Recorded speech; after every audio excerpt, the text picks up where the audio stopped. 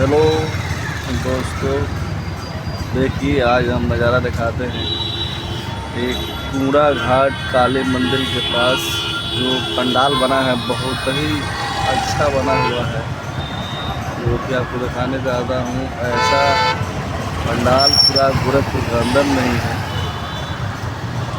तो आप देख सकते हैं लुक पे कितना अच्छा लग रहा है। देखिए अंदर भी बहुत ही महंगे से महंगे मूर्ति बनवाया गया है। बाहर का लुक दिखा रहे हैं आपको।